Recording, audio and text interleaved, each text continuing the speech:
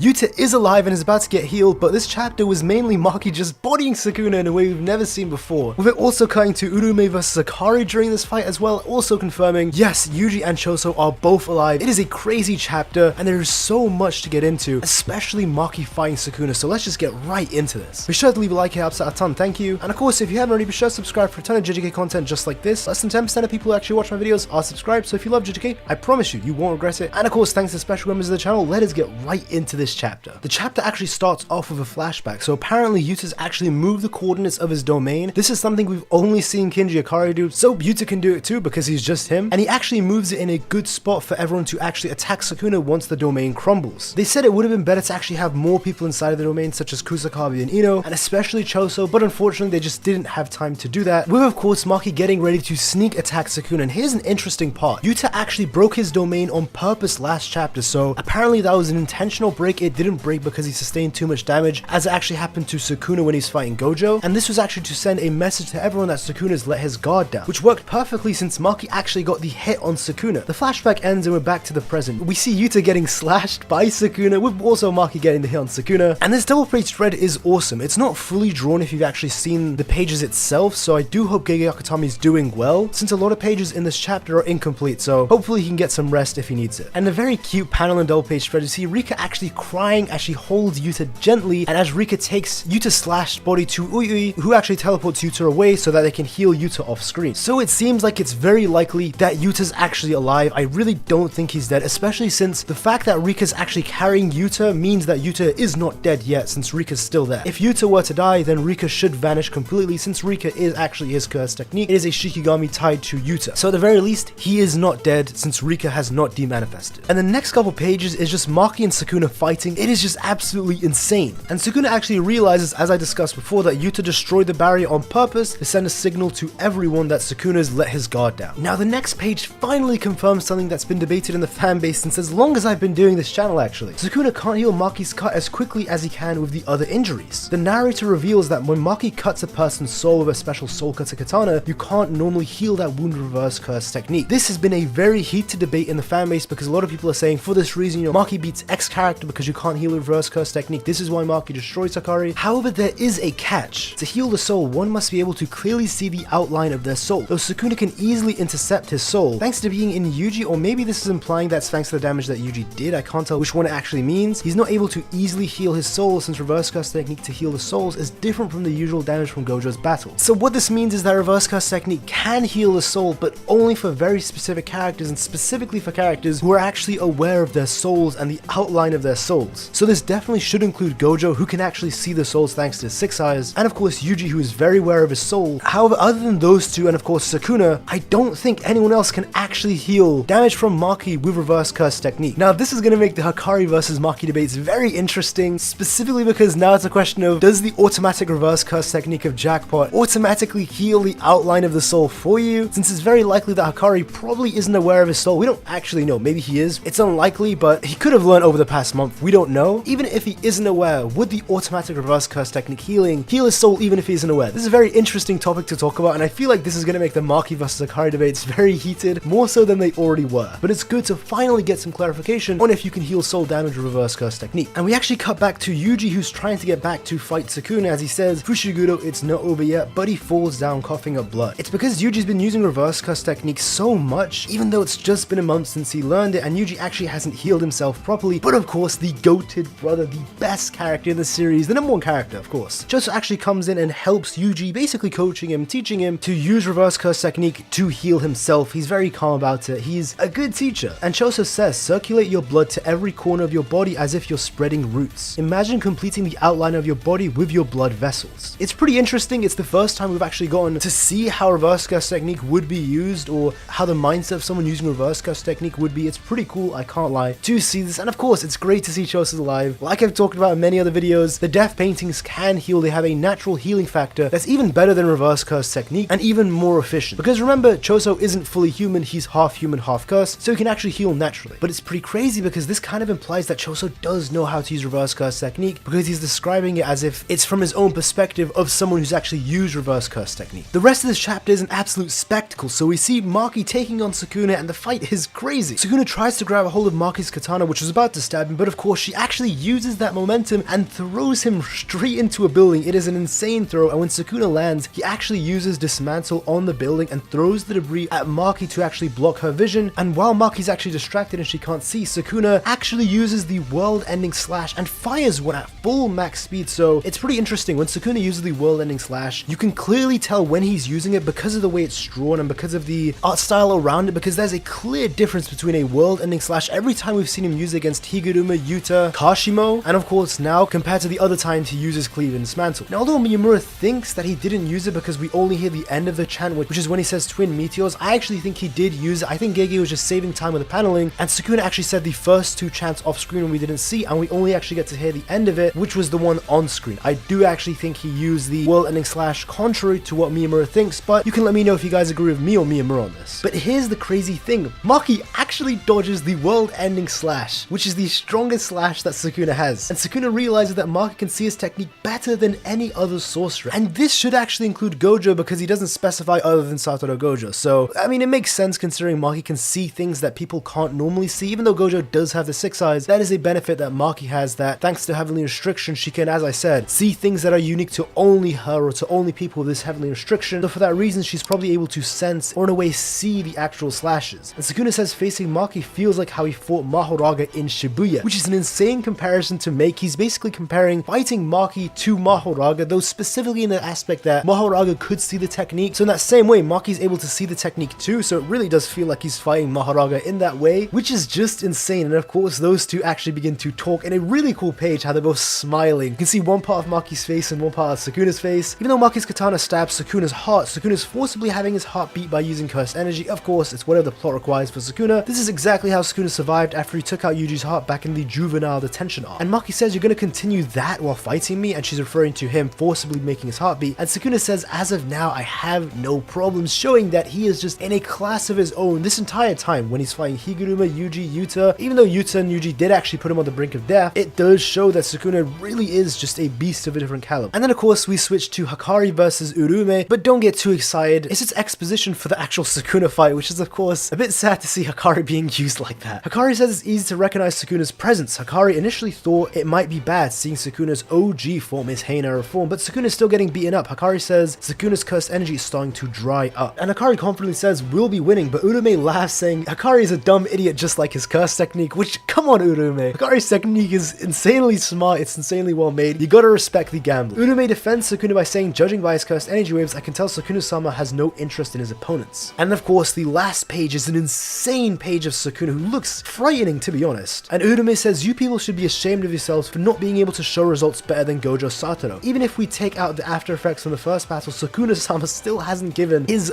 all. And of course, we already know this since we haven't seen Sukuna say open and pull out his flames or whatever else he has inside of his black box, his shrine. This chapter was beyond insane as always. And of course, there is no break next week, and we'll be getting a color page spread as well next chapter, so be on the lookout for that. Hey, if you enjoyed the video, be sure to leave a like, it helps out a ton, thank you. And of course, if you haven't already, be sure to subscribe for a ton of consistent and quality JJK content just like this. Like I said in the intro, less than 10% of people who actually watch my videos are subscribed, so if you love JJK, I promise you, you will not regret subscribing. And of course, thank you to all the channel members as well. It is always much appreciated, guys, but that's all from me. Have a great day and take care.